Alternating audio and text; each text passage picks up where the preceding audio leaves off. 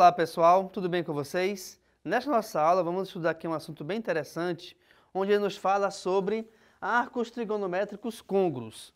Côngruos vem de congruência, tá? Então olha lá, se temos um arco de origem A e extremidade B, ele pode assumir infinitos valores dependendo do número de voltas no sentido anti-horário, que é o positivo, ou no sentido horário, que é o negativo. Então imagina o seguinte, eu tenho aqui esse arco de A para B.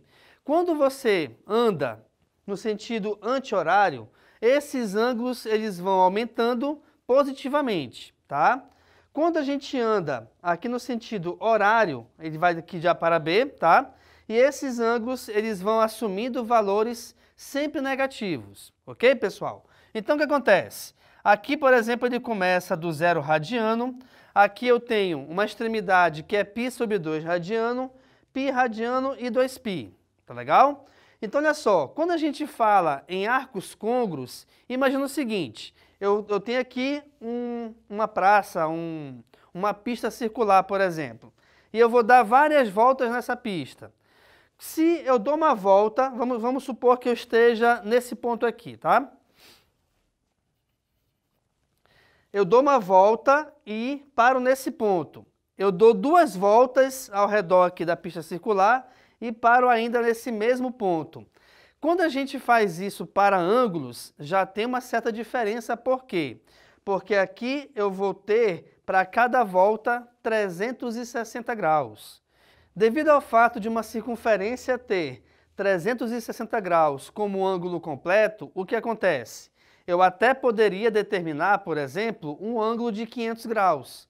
Só que um ângulo de 500 graus, ele não cabe dentro de uma circunferência. O que acontece então? Você tem que dar uma volta completa e andar mais a diferença para os 500 graus, tá? E aí, essa diferença que você caminha mais é justamente os arcos trigonométricos côngruos. Por quê? Porque eles vão determinar o mesmo ponto, porém, a angulação ela vai ser diferente, tá? E aí, olha lá, esses ângulos, eles podem ser determinados em graus, utilizando aqui essa fórmula, onde nós temos aqui alfa mais k vezes 360 graus. E aqui embaixo, alfa mais 2 vezes k vezes π, tá bom? E aí, o que acontece? O valor que vai flutuar, o valor que vai mudar, é justamente o valor do k. Por quê? Porque esse valor de k nas fórmulas, em ambas as fórmulas, ela equivale ao número de voltas. E por que que aqui está em 360 e aqui está 2π? Justamente porque esses ângulos, eles podem ser determinados em graus ou em radianos, tá? Se for em graus, é o número de voltas vezes 360.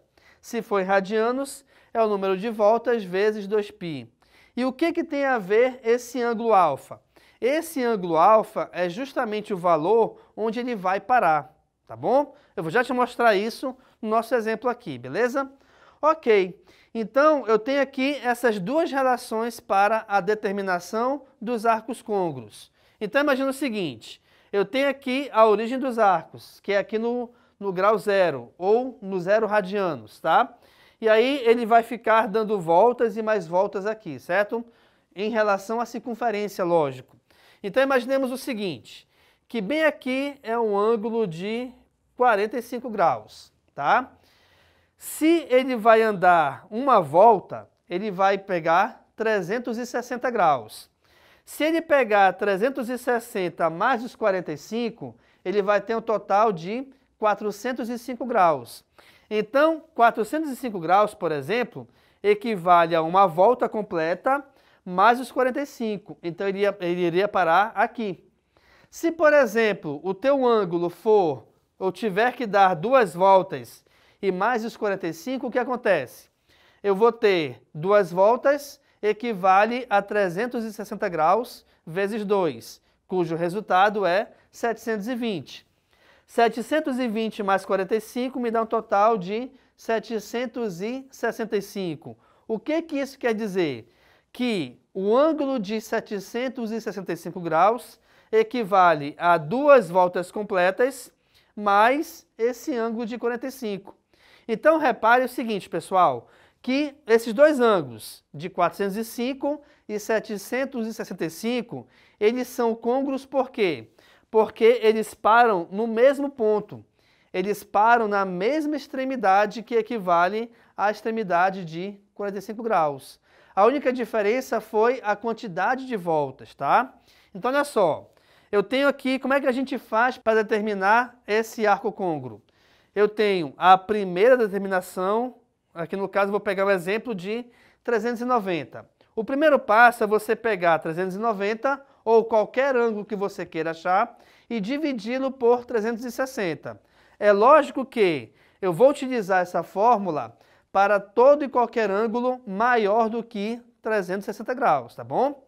Então, aqui na divisão eu tenho 390 dividido por 360, cujo quociente mais próximo é o número 1. 1 vezes 360, aqui passará subtraindo, a subtração dá 30. Beleza, parou por aí por quê? Porque 30 é menor do que 360. O que isso quer dizer então? O valor que você acha aqui no quociente é justamente a quantidade de voltas. Então, esse valor ele não pode ser decimal. Por esse motivo que a gente não vai continuar aqui a divisão. Poderia, acrescentaria o zero e tal, e aí dá para continuar a divisão. Só que, continuando a divisão do jeito que ela está aqui, a gente chegaria aqui no quociente com o valor decimal, e isso não nos interessa, tá bom? Por esse motivo que a gente para sempre no número inteiro. Então vamos voltar. Esse valor referente ao quociente equivale à quantidade de voltas. E esse valor, que é o resto, é justamente a posição que vai parar aqui na circunferência. Por quê? Porque aqui no caso eu vou ter um valor de no máximo 360 graus. Na verdade, 359, né? Até porque o nosso divisor é 360, tá? Então, esse resto é o ponto que ele vai parar aqui na circunferência. Então, veja, 390 equivale a 30 graus mais 1 vezes 360. Opa!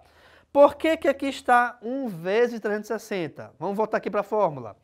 Aqui eu te falei que eu tenho um ângulo alfa, que é justamente o ângulo onde a gente para na circunferência, e o valor de K, que é a quantidade de voltas. Então aqui é 1 vezes 360 porque ele só deu uma volta completa, tá bom? Então 390 equivale a 30 mais 360. Isso quer dizer então que numa circunferência, se você quiser determinar a posição de um ângulo de 390 graus, você daria uma volta completa e a partir aqui da origem você andaria mais 30 graus. Essa seria a posição final de um ângulo de 390 graus. Se a gente for fazer essa análise para ângulos em radianos, o que acontece? Esse 390, ele vale 13π sobre 6. Por que vale 13π sobre 6? Reparem, 30 graus é π sobre 6, pois o π ele equivale ao ângulo de 180 graus. E aí, para a gente chegar a 30, eu pego 180 dividido por 6, que dá 30. Por esse motivo, em radianos, o 30 graus é π sobre 6. Mais 2 vezes 1 vezes π. Opa! Por que 2 vezes 1? De novo, porque aqui eu multiplico 2 vezes o valor de K, que é a quantidade de voltas, e vezes π, tá? Então, como ele só deu uma volta, 2 vezes 1 vezes π. Então, eu vou ter, aqui no caso, reparem que 13π sobre 6 é π sobre 6 mais 2π. E aí, quando a gente faz e resolve essa adição, entre esses dois valores, a gente chega nesse resultado, que é 13π sobre 6, que é justamente a equivalência do ângulo de 390 graus. Só que aqui nesse caso, ele estará escrito em radianos, tá bom?